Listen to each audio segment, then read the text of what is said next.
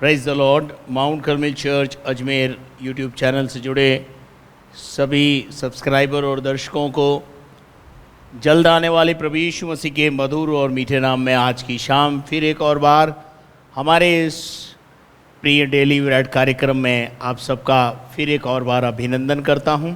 आशा करता हूं आप सब अच्छे होंगे और दिन भर प्रभु ने आपको संभाला और जय के उत्सव में लेके चला, अब तक जिंदों की ज़मीन पर ज़िंदा रखा, ये उसकी दया है। प्रभु का धन्यवाद हो। आइए हम इस कार्यक्रम की शुरुआत में प्रार्थना में अपने सरों को झुकाएं, प्रार्थना करें कि परमेश्वर हमें आराधना और वचन की सूझबूझ प्रदान करे। हमारे दयालु स्वर्गीय पिता परमेश्वर, हम बड़ी नम्रता और दीनता के साथ तेरे चरणों में अपना सर झुकाए हुए तेरे पास आते हैं। तेरा धन्यवाद, तेरी स्तुति तारीफ महिमा प्रशंसा करते हैं इस सुंदर समय के लिए जो तूने हमारे जीवन में हमको दिया प्रभु कि हम मिट नहीं गए। ये तेरी महाकरुणा का फल है प्रभु परमेश्वर। प्रभु इस समय हम दुआ करते हैं, जबकि प्रभु हम थोड़ी देर तेरी उपासना करना चाहते हैं, आराधना करना चाहते हैं। प्यारे खुदावन, तुझसे लौ लगाना चाहते हैं। उन्हें दे खुदावन की संसार और संसार की बातों से बचाकर अपनी पनाह में हमें रख खुदावन। और प्यारे खुदावन परमेश्वर पिता, हम घटें और तू बढ़े, यही बस जीवन की इच्छा अभिलाषा है। प्यारे परमेश्वर, इस समय हम दुआ करते हैं, इस आराधना के विरोध में आने वाली हर एक अंधकार की शक्ति को यीशु मसीह के नाम से दूर होने के लिए आदेश देते हैं। प्रभु, हमारा वचन का पढ़ना, सुनना, सुनाना, गीतों का गाया जाना और लोगों के लिए जब हम मध्यस्थता की प्रार्थना करें तो अब हमारी प्रार्थनाओं की ओर तेरे कान सदैव लगे रहें। प्रभु, ये हमारी आपसे प्रार्थना है। सारी महिमा तुझे देते हुए प्रार्थना को यीशु मसीह के नाम से मांगते हैं, आमीन। Praise the Lord. प्रभु का धन्यवाद हो। तो ये समय होगा कि हम कुछ देर प्रभु की आराधना करेंगे और पास्टर एनोश और उनकी टीम हमें आराधना में लेके जाएगी और हम आराधना करेंगे। हालेलुया। और जब आप आराधना करते हैं तो आत्मा और सच्चाई से विभोर होकर प्रभु की आराधना करें। धन्यवाद।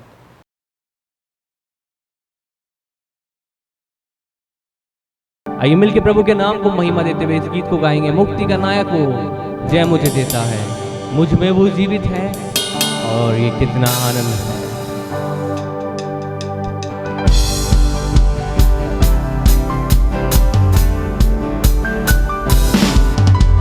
मुक्ति का नायक वो जय मुझे देता है, मुझ में वो जीवित है, कितना आनंद है। तभी आएंगे।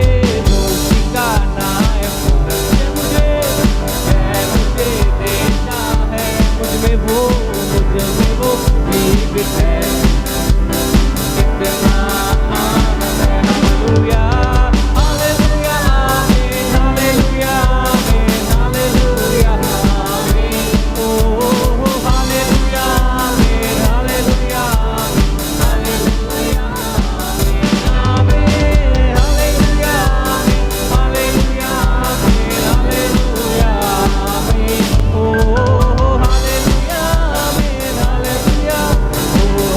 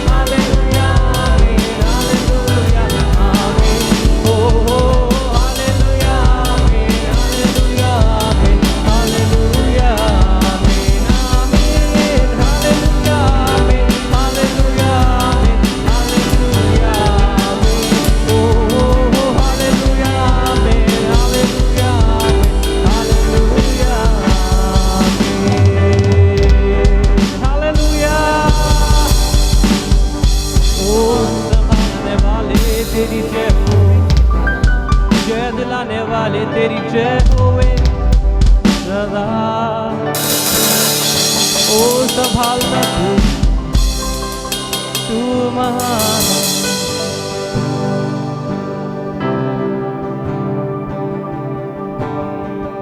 आइए अपनी आंखों को बंद करके उसकी आराधना में खो जाए।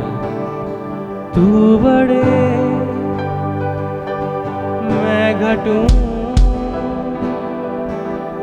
मेरे जीवन से महिमा तुझे मिले।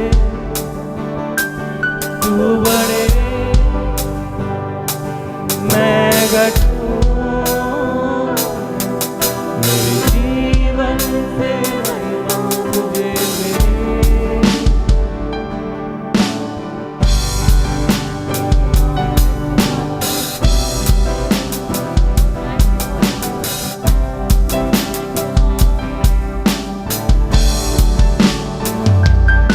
तेरे नाम के लिए जिए हम, यीशु नाम के लिए जिए हम। तेरे नाम के लिए जिए हम, ओ अब्बा यीशु नाम के लिए जिए हम। तू बड़े मैं घटूं, मेरे जीवन से, मेरे जीवन से महिमा तुझे मिले। तू बड़े आराधना करे प्रभु की। मैं घटूं, मेरे जीवन से महिमा तुझे मिले। स्तुतियों के बीच में विराजमान प्रभु, तू बड़े और मैं घटूं। स्तुतियों के बीच में विराजमान प्रभु, तू बड़े और मैं घटूं। तू बड़े मैं घटूं, मेरे जीवन से महिमा तुझे मिले। तू बड़े अब्बा पिता मैं घटूं, ओ यीशु राजा, मेरे जीवन से महिमा तुझे मिले। यीशु नाम में चंगाई, यीशु नाम में है रिहाई। यीशु नाम में है सच्चाई, यीशु नाम में है भलाई। तू बड़े मैं घटूं, मेरे जीवन से महिमा तुझे मिलेगा पिता। तू बड़े मैं घटूं, मेरे जीवन से महिमा तुझे मिले। तू मेरा है मैं तेरा हूँ, तू मेरा है मैं तेरा हूँ। तू मेरा है मैं तेरा हूँ, तू मेरा है मैं तेरा हूँ। है खुदा मेरे खुदा, हर एक जन बोले मेरा जीवन तेरा खुदा है खुदा। हालेलुया, मेरे खुदा,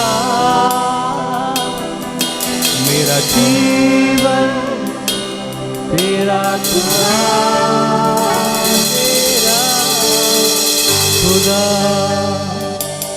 सिर्फ तेरा खुदा।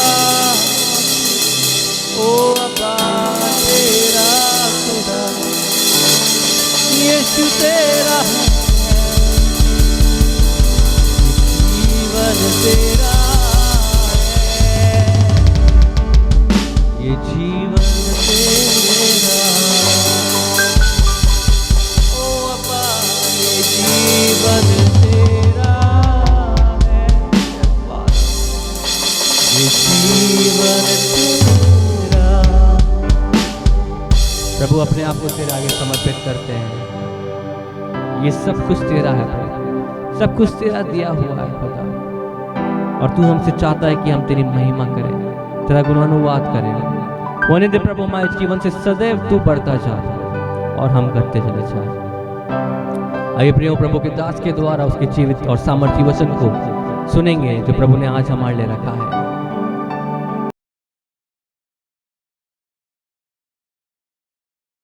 प्रभु को धन्यवाद देते हैं। एक अच्छी आराधना आप अभी प्रभु को चढ़ा सके, उसके लिए प्रभु को धन्यवाद। और अब समय आ गया है कि हम प्रतिदिन की भांति परमेश्वर के वचन की ओर चलें।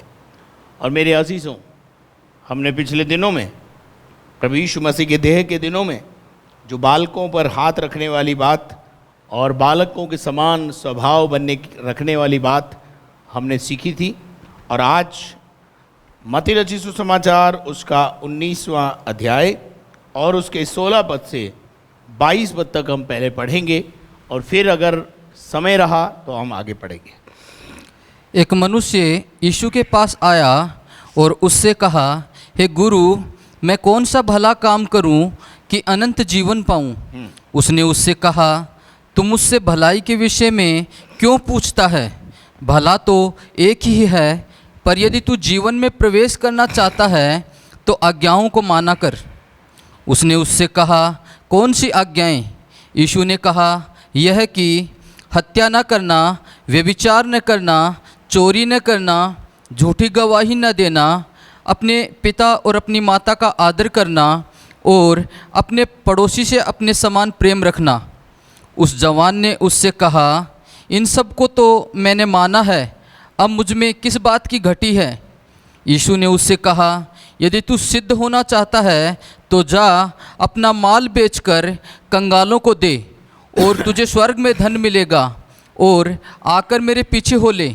परंतु वह जवान ये बात सुनकर उदास होकर चला गया, क्योंकि वह बहुत धनी था। Praise the Lord. मेरे अजीज़ों, इस पैराबल को, इस दृष्टांत को कई प्रभु के दासों से आपने परमेश्वर के वचन को इस पर सुना होगा, और मैं विश्वास भी करता हूं कि ये तो दृष्टांत आपका समझा हुआ दृष्टांत है। परंतु फिर भी कुछ बातें शायद ऐसी हों जिन पर आपने गौर नहीं किया हो। मैं कोशिश करूंगा कि इस डेली ब्रेड कार्यक्रम के माध्यम से उन बातों पर हम ध्यान दें। मेरे अजीज़ों, जब यीशु मसीह देह के दिनों में था तो वहाँ पर एक जवान लड़का यीशु के पास आया। यहाँ लिखा है, और देखो एक मनुष्य ने पास आकर, यानी यीशु के पास आकर उससे कहा, हे गुरु, मैं कौन सा भला काम करूं कि अनंत जीवन पाऊं? मेरे अजीजों, पहली बात, इस जवान के अंदर एक जिज्ञासा है कि मैं अनंत जीवन को प्राप्त करूं। पहली बात, आज बहुत सारे लोगों को, जवान लड़कों को इस बात की जिज्ञासा ही नहीं है कि उन्हें अनंत जीवन पाने के लिए कुछ करना है। जवानी की समय में कौन अपने सृजनहार को याद करता है? कौन परमेश्वर को याद करता है? जवानी के दिनों में अक्सर लोग बोलते हैं, अभी खाने पीने के दिन हैं, खेलो कूदो और जो मर्जी आए वो करो। लेकिन यहाँ पर हम देखते हैं कि इस जवान की एक खूबी है कि ये यीशु के पास आया। उसने सुना था यीशु मसीह के विषय में कि वो बहुत अच्छी शिक्षाएं देता है और हमेशा अनंत जीवन की बातें करता है। इसके जीवन में एक प्रश्न था, मैं अनंत जीवन पाना चाहता हूँ, और वो एक सही गुरु के पास पहुँच गया। मेरे अजीजों, और उसने उससे पूछा, यीशु से पूछा मैं कौन सा भला काम करूं कि अनंत जीवन पाऊं। अब देखिए, ये जो जवान है, इस प्रकार जिस प्रकार ये एक जवान है और आज लाखों करोड़ों जवान हैं जो भले काम करके अनंत जीवन पाना चाहते हैं। अनंत जीवन का अगर दूसरी भाषा में बात करूं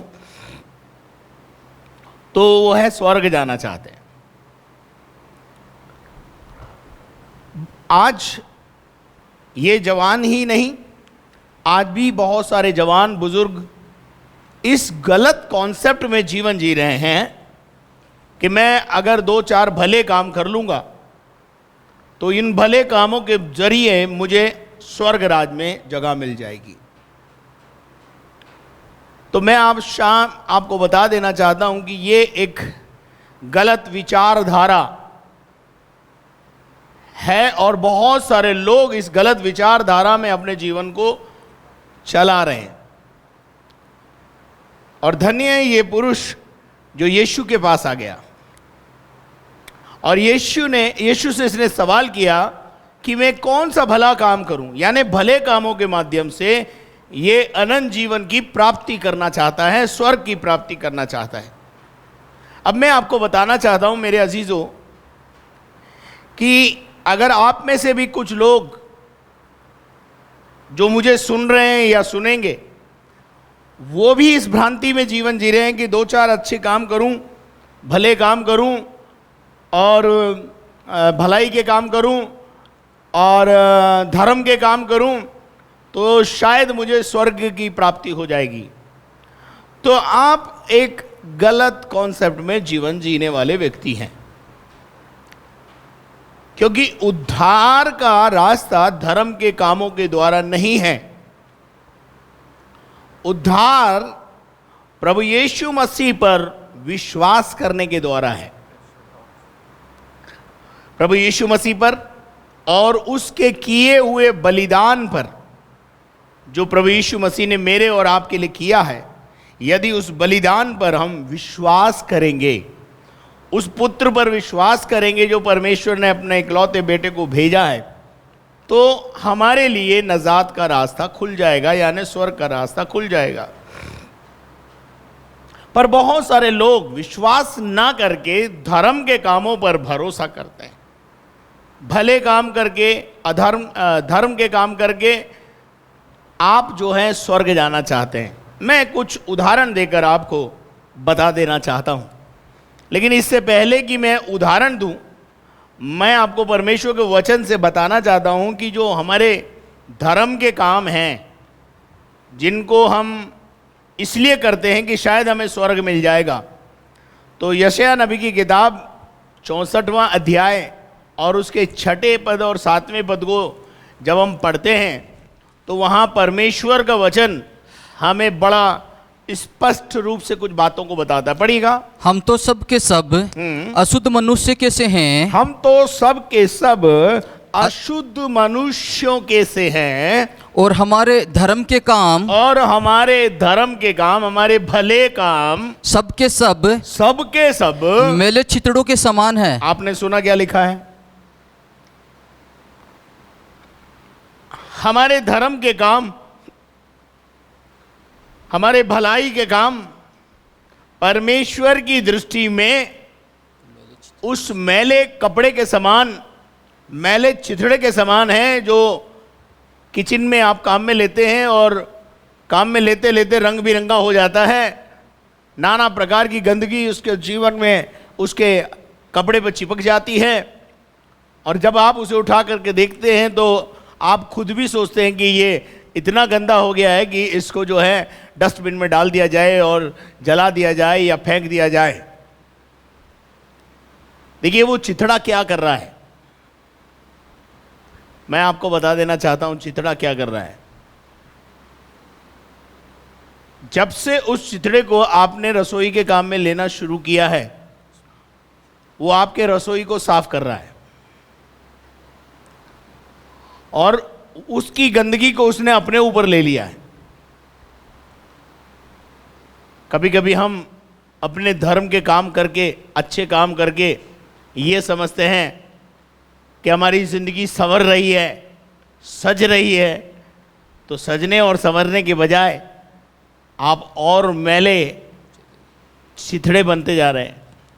चलिए आगे लिखा है, मैले चिथड़ों के समान है और हम सब के सब पत्ते के समान मुरझा जाते हैं, पत्तों के समान मुरझा जाने वाले व्यक्ति हैं और हमारे अधर्म के कामों ने हमें वायु के समान उड़ा दिया है, हवा में उड़ा दिया है। अच्छा जी, आगे बढ़िएगा। कोई भी तुझसे प्रार्थना नहीं करता, न कोई तुझसे सहायता लेने के लिए चौकसी करता है कि तुझसे लिपटा रहे। आगे, क्योंकि हमारे अधर्म के कामों के कारण तूने हमसे अपना मुंह छिपा लिया है, हमारे से अपना मुंह छिपा लिया है और हमें हमारी बुराइयों के वश में छोड़ दिया है, हमारी बुराइयों के वश में छोड़ दिया। धर्म के काम और अधर्म के काम। देखिए, जिंदगी में एक बात ध्यान रखना, हमारे धर्म के काम हमें उद्धार के निकट लाते हैं। जैसे ये व्यक्ति धर्म के काम करके कम से कम यीशु तक पहुंच गया। अब यीशु इसे आगे का रास्ता दिखा रहा है, पर ये आगे के रास्ते पर चलने को तैयार नहीं है। आज बहुत सारे लोग हैं जो यीशु तक पहुंच गए हैं। अब यीशु उन्हें आगे स्वर्ग का राज्य दिखा रहा है, स्वर्ग के बारे में बता रहा है, स्वर्ग में प्रवेश करने का रास्ता दिखा रहा है, परंतु उनके अपने किन्हीं कारणों के कारण वो उस रास्ते पर चलने को तैयार नहीं है। देखते हैं इस जवान के अंदर क्या प्रॉब्लम है। पहली बात, अपन इस बात को समझ लें कि ये भले काम करके स्वर्ग राज्य में जाना चाहता है, एक गलत कॉन्सेप्ट में जीवन जीने वाला एक व्यक्ति है। तो इसको यीशु मसीह ने इस बात के लिए बिल्कुल स्पष्ट रूप से मैं बता देना चाहता हूं कि आप अपने भले कामों के द्वारा कभी भी स्वर्ग राज्य में नहीं जा सकते। कैसे? मैं आपको उदाहरण देना चाहता हूं। मान लीजिए आपके पास 5 संतरे हैं और उन 5 संतरों में से एक संतरा सड़ा हुआ है या बदमजा हो गया है, और आप उन 4 अच्छे संतरों के साथ उस एक जो सड़ा हुआ संतरा है उसका रस भी उन 4 में मिला देते हैं। अब आप मुझे बताइए कि उन 4 अच्छे संतरों के अच्छे रस को उस 5वें संतरे ने, जो बदमजा हो चुका था, जो खराब हो चुका था, जो सड़ चुका था, अगर उसको उसके साथ मिला दिया गया है तो क्या आप उस संतरे का रस पी पाएंगे?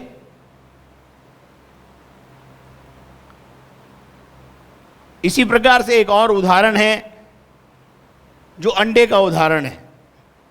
जो वेजिटेरियन है उनके लिए संतरे का उदाहरण है, जो नॉन वेज है वो इस बात को भी समझ लें अंडे के माध्यम से। मान लीजिए आपके पास 5 अंडे हैं और 5 अंडों में से 4 अंडे तो स्वस्थ हैं, अच्छे हैं, लेकिन एक अंडा खराब है। अब उस एक अंडे को जो खराब है उसको भी आपने अच्छे अंडों में मिला दिया, तो क्या आप उसका सेवन कर पाएंगे? क्या वो सेवन करने के योग्य रह पाएगा वो रस, या वो ऑमलेट? नहीं रह पाएगा। इसी प्रकार से आपके 4 धर्म के काम और एक अधर्म का काम आपका पीछा करता है। मेरी बात को समझने की कोशिश कीजिएगा। 4 भले काम आप जरूर करते हैं अपने जीवन में, लेकिन जो एक अधर्म का काम है आपका, या कुछ बुरे काम हैं आपके, या कुछ ऐसी चीजें हैं जो आपको आगे नहीं बढ़ने दे रही हैं, वो चीजें अगर उसमें शामिल हैं तो आप कदाचित स्वर्ग के राज्य के वारिस नहीं हो सकते। आप कहेंगे ऐसे कैसे? मैं आपसे पूछना चाहता हूं, आपके पास आपके जीवन में 4 गुण हैं, लेकिन 5वां एक और अवगुण है। मान लीजिए आप सब स्वर्ग राज्य के लाइन में लगे हुए हैं, और अगर स्वर्ग राज्य के लाइन में लगे हुए हैं और आप में से किसी पहले व्यक्ति का जब न्याय हो रहा था तो उसने कहा देखिए साहब, मेरा रिकॉर्ड उठा करके देखिए, मैं बराबर दशवांश देता था, बराबर भवन में जाता था, सब कुछ करता था, और सारे काम करता था मैं, बस एक ही प्रॉब्लम था मेरे अंदर, मैं झूठ बोलता था। और प्रभु जी आप इन 4-5 अच्छे कामों के कारण ये जो एक मेरी कमी है इसको थोड़ा कंसीडर करो। ठीक है, एक ने झूठ को कंसीडर कराया, दूसरे ने सिगरेट को कंसीडर कराया, तीसरे ने बीड़ी को कंसीडर कराया, चौथे ने व्यभिचार को कंसीडर कराया, और ऐसे कराते कराते सब लोग जो हैं, जितने भी हत्यारे, व्यभिचारी और चोरी करने वाले, झूठ बोलने वाले, ये सब स्वर्ग राज में चले गए। मान लीजिए, तो स्वर्ग रहेगा या नरक बन जाएगा, पाप का अड्डा बन जाएगा, पापियों का स्थान बन जाएगा। और मैं ऐसा विश्वास करता हूं प्रभु ऐसा कभी भी नहीं करेगा। इसलिए इस बालक से कहा गया, देखेंगे अपन आगे क्या कहा गया और किस प्रकार से यीशु मसीह ने इससे बात किया, लेकिन यहां मैं पहले आपको बता देना चाहता हूं, आप अपने भले कामों के द्वारा कदाचित, अपने धर्म के कामों के द्वारा कदाचित स्वर्ग राज में प्रवेश नहीं हो सकते। स्वर्ग राज में प्रवेश होने के लिए आपको वो करना पड़ेगा जो प्रभु का वचन कहता है। यूहन्ना रचित सुसमाचार 3 अध्याय उसके 16 पद से 20 पद तक अगर अपन पढ़ेंगे तो वहां अनंत जीवन में प्रवेश होने के लिए सबसे सस्ता सुंदर रास्ता बताया गया है। पढ़ेंगे।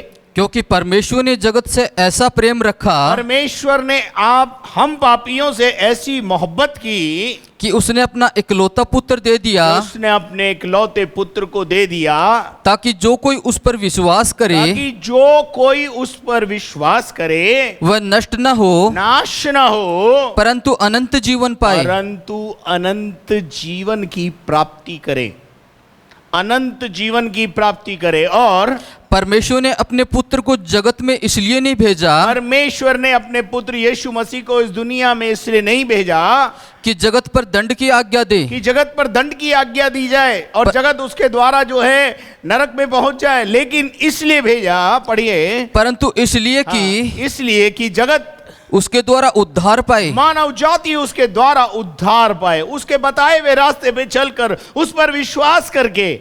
देखिए, जो विश्वास करने वाले होते हैं ना, जो यीशु से प्यार करते हैं, वो यीशु की बात भी मानते हैं, यीशु का कहना भी मानते हैं।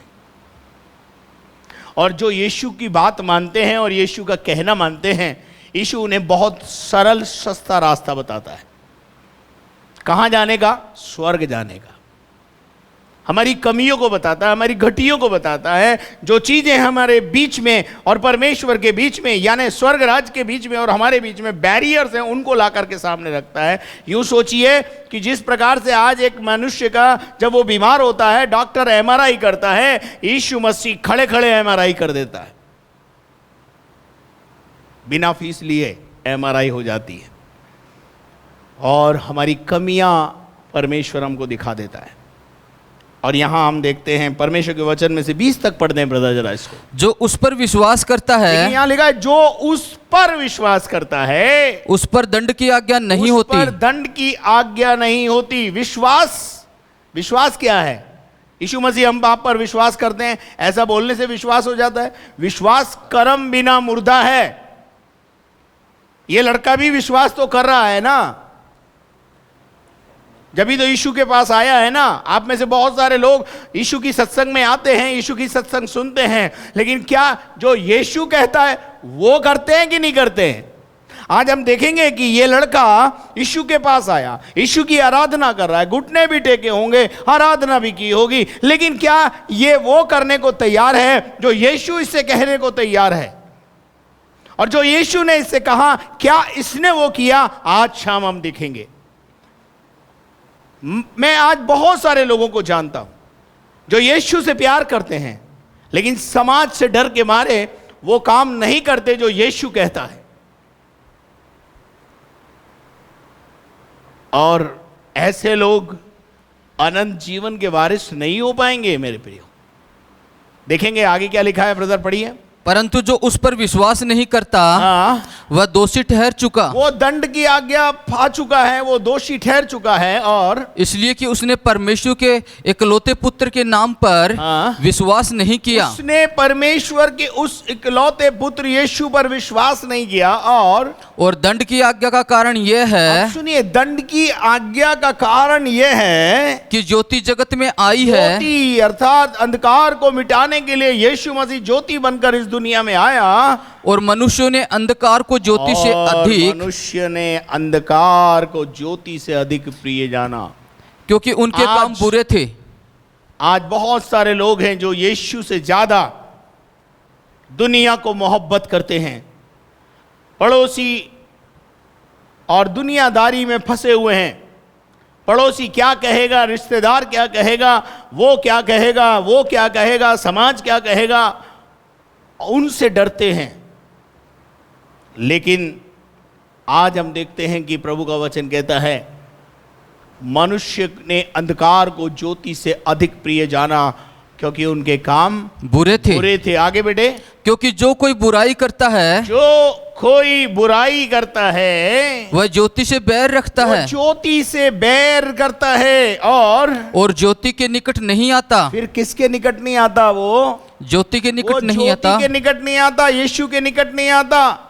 ऐसा ना हो कि ऐसा ना हो कि कोई उसके कामों पर क्या लगाए, दोष लगाया जाए। दोष लगाया जाए। मेरे अजीजों, इफिसियों की पत्री 2 अध्याय उसके 8 और 9 पद को कुछ आयतें मैं आपको दूंगा, जिससे आपको यह पता चलेगा कि उद्धार यीशु पर विश्वास करने वालों को मिलेगा। अच्छे और भले कामों करने से नहीं होगा। वो भले और अच्छे काम मैं आपको प्रूव कर सकता हूं बाइबल से कि वो अच्छे और भले काम आपको यीशु तक पहुंचाते हैं, परमेश्वर तक पहुंचाते हैं। फिर परमेश्वर आपके उद्धार के लिए रास्ता खोलता है और आपको कुछ करने को कहता है, लेकिन अगर आप वो नहीं करते तो आप उद्धार से वंचित रहते हैं।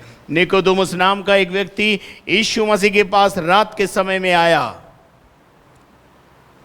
उद्धारकर्ता के पास आया, लेकिन बिना उद्धार पाए चला गया। वो 2 डाकू जो यीशु मसीह के साथ लटकाए गए थे, एक उद्धार पा गया और एक बिना उद्धार पाए हमेशा के लिए अनंत काल के आग में चला गया। और एक उद्धार पाकर, एक जना विश्वास करके यीशु मसीह के साथ अनंत जीवन में प्रवेश कर गया। अवसर को बहुमूल्य समझा। मेरे अजीजों, आज शाम मैं आपको जो बताने जा रहा हूं जरा ध्यान से सुनिएगा। क्योंकि विश्वास के द्वारा अनुग्रह ही से विश्वास करने वालों के पास अनुग्रह आता है, अनुग्रह से ही तुम्हारा उद्धार हुआ है। हाँ, अनुग्रह से ही तुम्हारा उद्धार हुआ है। क्योंकि धर्म के काम, भले काम क्या हैं? सब मैले चितड़ों के समान है। 4 भले कामों के पीछे 2 बुरे काम भी हमारे जो है हमारा पीछा करते हैं, और वो हमारे अच्छे कामों को भी बिगाड़ के रख देते हैं। अनुग्रह से ही हमारा उद्धार हुआ है, और ये तुम्हारी ओर से नहीं है, वरन परमेश्वर का दान है। हाँ, अगर आपने यीशु पर विश्वास कर लिया, बपतिस्मा लिया, प्रभु को सच्चा जानकर उस पर बलिदान पर, उसके बलिदान पर विश्वास कर लिया, तो आपने परमेश्वर के वरदान को प्राप्त कर लिया है। Praise the Lord. और अनंत जीवन केवल यीशु मसीह में है। अनंत जीवन केवल यीशु मसीह में है।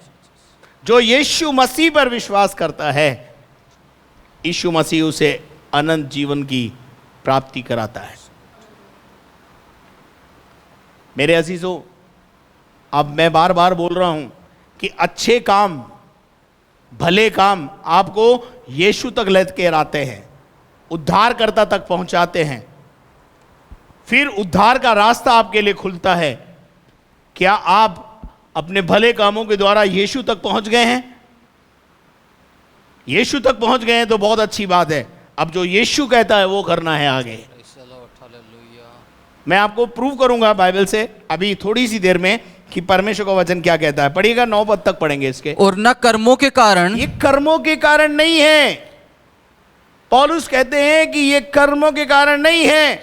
ऐसा ना हो कि ऐसा कोई ना हो घमंड कि करे, कोई इस पर क्या करे, घमंड करे। घमंड करे। हम अगर स्वर्गराज में जाएंगे तो प्रभु के अनुग्रह से जाएंगे। हालेलुया। और अगर आप बहुत ज्यादा पढ़े लिखे लोग हैं और समझदार लोग हैं तो अनुग्रह किसे मिलता है? अनुग्रह कौन प्राप्त करता है? अगर आप टीचर हैं और आपके पास स्कूल है, आपके पास स्टूडेंट है और स्टूडेंट ने जिसने एडमिशन लिया है और वो बराबर स्कूल आ रहा है और बराबर उसने सारे एग्जाम्स क्वालिफाइड किए हैं, लेकिन हो सकता है ईयरली एग्जाम में वो नहीं अपेयर हो पाया या नंबर कम लाया, तो आप सब जानते हैं कि उसे टीचर जो है के पास एक विशेष अधिकार है और वो अधिकार है अनुग्रह। अनुग्रह से उत्तीर्ण करते हैं, बाय ग्रेस जिसको अंग्रेजी में बोलते हैं। लेकिन बाय ग्रेस सड़क पे चलते हुए व्यक्ति को नहीं मिलता, सड़क पर बैठे हुए व्यक्ति को नहीं मिलता। ग्रेस पाने के लिए आपको परमेश्वर के राज्य में एडमिशन लेना होगा। आपका अगर परमेश्वर के राज्य में एडमिशन नहीं हुआ है तो ग्रेस भूल जाइए। ग्रेस उसे ही मिलती है जो कॉलेज और यूनिवर्सिटी में या किसी भी इंस्टीट्यूट में एडमिशन लेकर के प्रयास करता है, प्रयत्न करता है और आगे बढ़ता है, लेकिन किसी कारण से कम नंबर आने की वजह से उसे अनुग्रह से उत्तीर्ण किया जाता है। यह अनुग्रह ऐसे ही हमारे जीवन में काम करेगा। आज शाम इस बात को अच्छी रीति से समझ लें कि अगर आपका परमेश्वर के राज्य में एडमिशन नहीं हुआ है तो अनुग्रह से आपका कोई लेना है ना कोई देना है। अनुग्रह केवल विश्वासियों के लिए है। अनुग्रह मूर्ति पूजा करने वालों के लिए नहीं है। अनुग्रह उन लोगों के लिए है जो यीशु मसीह पर विश्वास करते हैं और उसकी आज्ञाओं के अनुसार अपने जीवन को चलाते हैं। मेरे अजीजों, परमेश्वर के वचन में से पढ़ेंगे तीतुस की पत्री 3 अध्याय और उसका 5 पद। तो उसने हमारा उद्धार किया, उसने हमारा उद्धार किया है, और ये धर्म के कामों के कारण नहीं। लो सुन लो, मैं कौन सा भला काम करूं कि अनंत जीवन पाऊं? यहां तो रिजेक्ट हो गया भाई। यह लिखा है ये धर्म के कामों के कारण नहीं, जो हमने आप किए, जो हमने इन दिनों में किए हैं धर्म के काम। आगे, पर अपनी दया के अनुसार, पर अपनी दया के अनुसार नए जन्म के स्नान। कौन सा स्नान? नए जन्म के मैं स्नान। आपसे पूछना चाहता हूं, आप में से कितने लोग हैं जो यीशु को तो जानते हैं परंतु नए जन्म का स्नान अभी आपका बाकी है? आपने नया जन्म प्राप्त नहीं किया है। मेरे अजीजों, अगर दुनियावी तौर से देखें हम, जब सबसे पहले जो बच्चा पैदा होता है, पैदा होते ही सबसे पहला काम होता है उसकी मां से उसका कॉर्ड डिस्कनेक्ट किया जाता है और उसके बाद उसको स्नान कराया जाता है। आर यू विथ मी?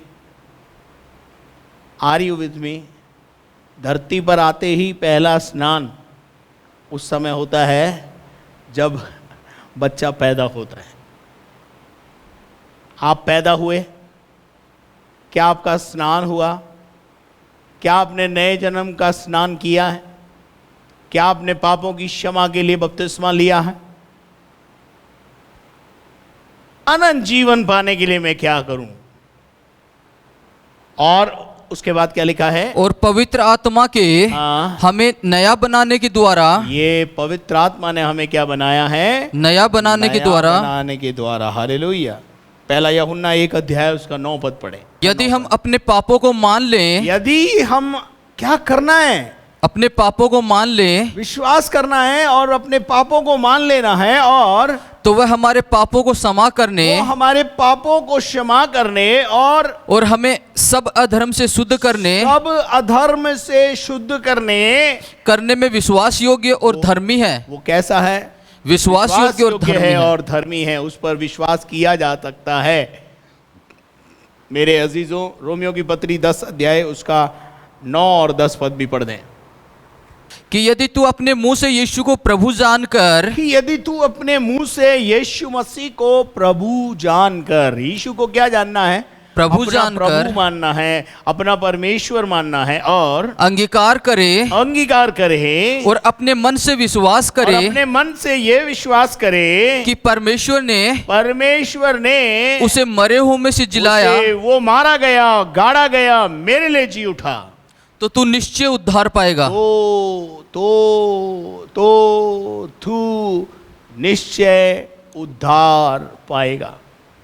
आगे, क्योंकि धार्मिकता के लिए मन से विश्वास किया जाता है और उद्धार के लिए मुंह से अंगीकार किया जाता है। धार्मिकता के लिए यानी धर्म के मार्ग में आगे बढ़ने के लिए सबसे पहली बात है विश्वास, और उद्धार पाने के लिए, अनंत जीवन पाने के लिए आपको मुंह से अंगीकार करना होगा कि यीशु तू मेरा प्रभु है, यीशु तू मेरा गुरु है, और उसके द्वारा आपको अनंत जीवन मिलेगा। मेरे अजीजों, जैसा मैं पहले आपको बता रहा था कि आपके धर्म के काम, आपके अच्छे काम आपको उद्धारकर्ता तक पहुंचाते हैं, उद्धार के निकट पहुंचाते हैं। इसके लिए मैं चाहूँगा कि हम देख लें, क्योंकि मैंने कहा था कि मैं आपको बताऊंगा, तो मैं बता करके आगे बढ़ना चाहता हूं। निकाल के हम पढ़ेंगे प्रेरितों के काम 10वां अध्याय, और वहां एक व्यक्ति है जो अन्य जाति व्यक्ति है, जो यहूदी कौम से नहीं है। ध्यान से सुनिएगा, ये पहला प्रेरितों के काम में पहला अन्य जाति व्यक्ति है जिसका मन परिवर्तन हुआ और जिसने किस प्रकार से परमेश्वर को प्राप्त किया, वो देखते हैं। जरा पढ़िएगा। कैसरिया में कुरनेलियुस नाम का एक मनुष्य था। हाँ, कुरनेलियुस नाम का एक व्यक्ति था जो इतालियानी नामक पलटन का सूबेदार था। हाँ, एक सूबेदार था, यानी एक फौज के अंदर एक बड़ा अधिकारी था, और वह भक्त था। पहली बात, वो भक्त था। किसका भक्त था? आज भी बहुत सारे लोग हैं जो अन्य जाति हैं, जो शायद ईसाई घराने में पैदा नहीं हुए हैं, मसीही घराने में पैदा नहीं हुए हैं, परंतु यीशु की भक्ति करते हैं, यीशु मसीह पर विश्वास करते हैं, यीशु की आराधना में शामिल होते हैं, यीशु मसीह पर विश्वास करते हैं। ध्यान से सुनना मेरी इस बात को। यह वैसा व्यक्ति था जो भक्त था। किसकी भक्ति करता था? यीशु मसीह की भक्ति करता था, परमेश्वर की भक्ति करता था।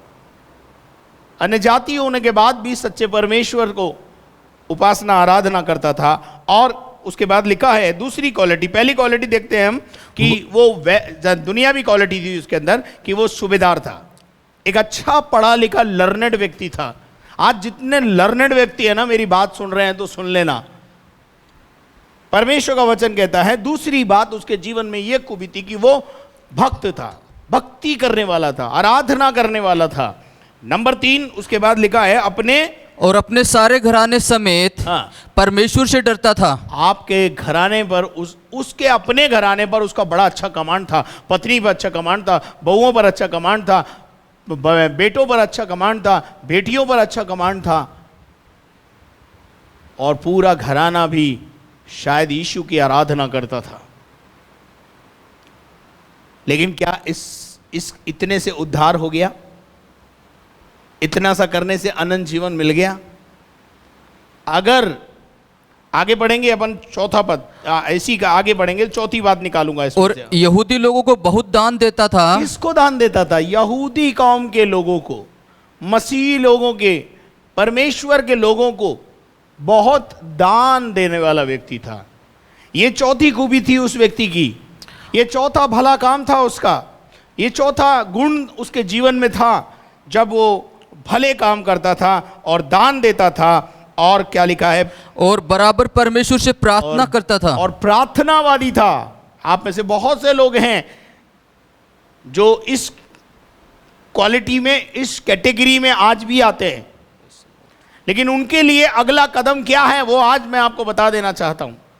बहुत सारे लोग गफलत में हैं कि हम बाइबल पढ़ते हैं, हमने परमेश्वर के वचन पर विश्वास किया है, लेकिन मैं आपसे बताना चाहता हूं इससे आगे कुछ कदम आप उठाएंगे तभी आप अनंत जीवन के वारिस होंगे।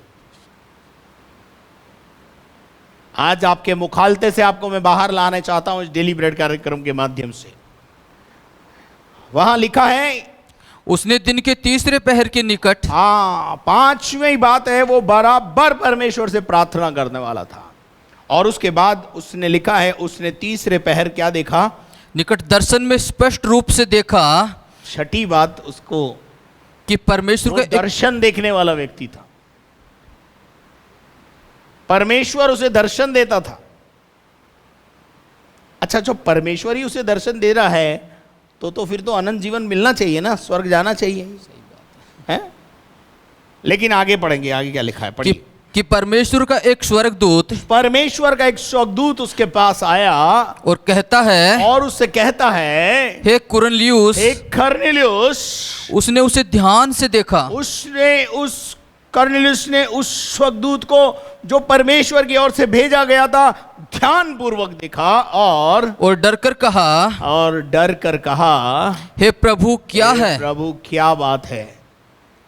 स्वर्गदूत आज मेरे घर में कैसे आ गया?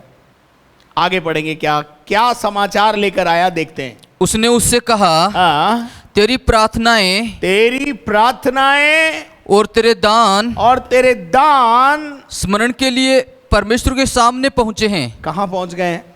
परमेश्वर के सम्मुख। तेरी प्रार्थनाएं और तेरे दान, तेरे अच्छे काम परमेश्वर की दृष्टि में चढ़ गए हैं। और स्वर्गदूत ने उससे यह नहीं कहा कि चल तेरा नाम मैं जीवन की पुस्तक में लिख देता हूं। स्वर्गदूत ने उससे यह नहीं कहा कि तू विश्वास करता है इसलिए तुझे जो है अब अनंत जीवन में प्रवेश करने का मैं टिकट देके जा रहा हूं। पर स्वर्गदूत ने उससे कहा, तेरी प्रार्थनाएं और तेरे भले काम, तेरे दान परमेश्वर के पास पहुंच गए। मैंने पहले ही आपको बताया था कि आपके भले काम जब परमेश्वर के पास पहुंच जाते हैं तो परमेश्वर आपके उद्धार के लिए रास्ता खोलता है। और आपका प्रॉब्लम क्या है? स्वर्गदूत दिख गया तो बस आप तो समझते हो उद्धार ही हो गया हमारा। आपके जीवन में 2-4 चमत्कार हो गए, आप ऊंचाई पर पहुंच गए, आप समझते हैं बस अब हमें किसी चीज की जरूरत नहीं है, अब ना हमें पादरी की जरूरत है, ना चर्च की जरूरत है, ना किसी मंडली की जरूरत है, अब तो हम सिखाने वाले बन गए। अगर आपको बुरा लगता है तो आप मुझे क्षमा करें, लेकिन वचन ऐसा बताता है कि ये एक कुरनेलियुस नाम का एक व्यक्ति है जो भक्त है, आपके समान जो भक्त है, जो सूबेदार है, पढ़ा लिखा है, जो अपने घराने समेत परमेश्वर से डरता है, उपासना करता है, आराधना करता है, दान देता है और दर्शन देखता है। और दर्शन के अंदर उसने क्या देखा और क्या सुना कि तेरे दान और तेरे भले काम परमेश्वर के पास क्या कर गए हैं? पहुंच गए हैं। इसलिए परमेश्वर ने मुझे तेरे पास तेरे उद्धार के लिए भेजा है। हेलो, क्या ऐसा बोला?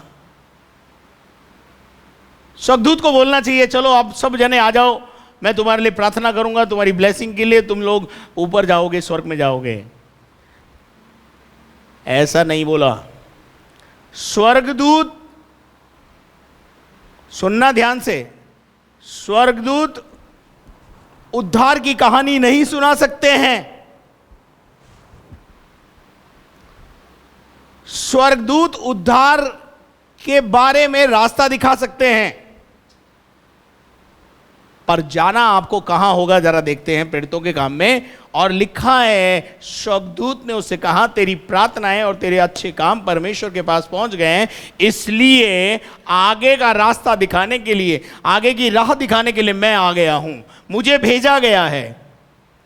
और फिर क्या लिखा है, पढ़ो। और अब याफा में एक मनुष्य भेजकर, अब याफा में एक मनुष्य को भेजकर शमौन को जो पतरस कहलाता है, शिमोन को जो पतरस कहलाता है, परमेश्वर के जन को जो पतरस कहलाता है, जो याफा नगर में रह रहा है, बुलवा और ले। पक्का एड्रेस वगैरह सब बताया, यहाँ लिखा है। और वह शिमोन चमड़े के धंधे करने वाले के यहाँ पर मेहमान बन के रह रहा है, तू उसको अपने यहाँ बुला ले। आप मेरे साथ हैं? क्या जरूरत है आज परमेश्वर के दासों की, और क्या अहमियत है आपके जीवन में परमेश्वर के दासों की? परमेश्वर जो भी काम करेगा अपने दासों के माध्यम से करेगा। स्वर्गदूत आपको उद्धार की कहानी नहीं सुना सकते। उद्धार की कहानी सुनाने के लिए परमेश्वर ने इस धरती पर मुझे और आपको रखा है। स्वर्गदूतों को नहीं दिया गया ये काम। और मैं सोचता हूं कि अगर स्वर्गदूतों को दिया होता तो शायद आज पूरा विश्व प्रभु यीशु मसीह के चरणों में होता। लेकिन परमेश्वर ने स्वर्गदूतों से भी ज्यादा भरोसा हम पे किया। स्वर्ग से स्वर्गदूत आकर कह रहा है, शिमोन जो चमड़ा धंधा करने वाले के पतरस जो कहलाता है, उसको तू बुलवा ले अपने घर में। काहे के लिए बुलवा ले? काहे के लिए बुलवा ले? वो तुझे रास्ता दिखाएगा उद्धार का, वो तुझे रास्ता बताएगा आगे का, अनंत जीवन में प्रवेश करने का रास्ता वो बताएगा। क्या आप मेरे साथ हैं? तो यहां लिखा हुआ है कि जब शिमोन, जिसका विषय में स्वर्गदूत ने बताया, यानी वो शिमोन कौन है? आज का शिमोन कौन है? आपके लिए शिमोन कौन है? जिस परमेश्वर के दास को आप जानते हो, जो परमेश्वर का दास आपके नगर में रहता है, उसको बुलवा ले, और जो वो कहे वो कर तो उद्धार होगा। इसलिए मैंने पहले ही बताया था आपको कि आपके धर्म के काम, आपके भले काम आपको उद्धार के निकट पहुंचाते हैं। इसलिए कोई भी अपने धर्म के अच्छे कामों पर भरोसा नहीं करना, वो मैले चितड़ों के समान है। वो केवल इतना कर सकते हैं कि आपको आपके अच्छे भले काम, प्रार्थनाएं, दान ऊपर जब परमेश्वर के पास चले जाते हैं तो परमेश्वर किसी न किसी दास को, नबी को वचन के द्वारा आपके घर में भेजता है, और आपका फर्ज और कर्तव्य बनता है कि आप उसकी बाट जो हैं और उसको बुलवाएं और उससे वचन सुने, और वो जो बताए वो करें। लेकिन जब वो बताता है वो हम करने को तैयार नहीं है। क्यों? हमारे धर्म के कामों पर भरोसा है ना हमको, हमारी अपनी प्रार्थनाओं पर भरोसा है हमको। लेकिन एक बात ध्यान रखना,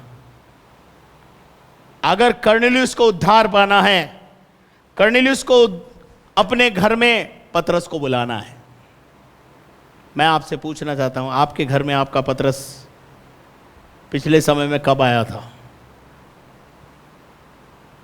कब आपने पतरस को बुलवाया अपने घर में? आज शाम यहां पे लिखा है कि वो पक्का एड्रेस देके गया कि वो वहां पाहुन है, वह मेहमान है जिसका घर समुद्र के किनारे है।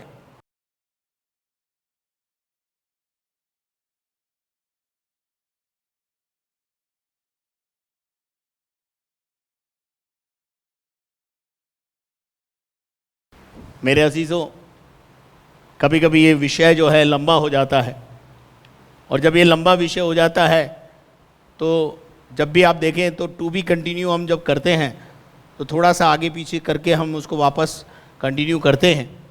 तो थोड़ा ध्यान रखें आप, और मैं आशा करता हूँ कि ये बात आपको समझ में आ गई होगी कि आपके भले काम आपको अनंत जीवन में प्रवेश नहीं करने देंगे। हालेलुया। क्या आप मेरे साथ हैं? क्या आपको मेरी बात समझ में आ रही है? परमेश्वर आपको बल, शक्ति और सामर्थ्य दे कि आप इन भेदों को समझ सकें। आइए हम अपनी आंखों को बंद करें और प्रार्थना करें। सर्वशक्तिमान परमेश्वर पिता, सुने गए वचन पर तेरी आशीष की घोषणा करता हूं। परमेश्वर, इस वचन पे तेरी आशीष हो। जो लोग बीमार हैं प्रभु उनको चंगाई दे, छुटकारा दे, शांति दे, खुशी दे, आनंद दे। हम घटे और तू बढ़े प्रभु, बस जीवन की इच्छा अभिलाषा यही है। रात को प्रभु जब हम सोते हैं हमारी सहायता कर। जिनके आज जन्मदिन है और जिनके आज मैरिज एनिवर्सरी, उन्हें भी आशीष दे, यीशु के नाम से मांगते हैं, आमीन। और अब हमारे खुदावंद यीशु मसीह का फजल, खुदा बाप की मोहब्बत, पाक रूह की रिफाकत और शराकत अब से लेकर हमेशा तक हम सबों के साथ होती रहे, और हम सब बोले आमीन। Praise the Lord, may God bless you. यदि आपने हमारे चैनल को सब्सक्राइब नहीं किया तो जल्दी से आप पहले उसे सब्सक्राइब करें, बेल आइकन को दबाएं, शेयर करें, लाइक करें। साथ में यदि आप अपने प्रार्थना के निवेदन भेजना चाहते हैं, कृपया अपने प्रार्थना के निवेदन हमारे स्क्रीन पर दिए गए मोबाइल नंबर्स पर आप अवश्य रूप से भेजें या उनसे प्रार्थना करें और कराएं। साथ में यदि आप इस सेवा को कंटिन्यू देखना चाहते हैं और इससे आप आशीषित हो रहे हैं तो हमारे लिए निरंतर प्रार्थना करते रहें। और आर्थिक सहयोग के लिए स्क्रीन के ऊपर बैंक अकाउंट्स की डिटेल है। आपका सहयोग हमको आगे बढ़ने में मदद करता रहेगा। आपकी प्रार्थनाएं हमें आगे धकेलती रहेंगी। घर में रहें, सुरक्षित रहें। कल शाम फिर आपसे मुलाकात करेंगे। धन्यवाद।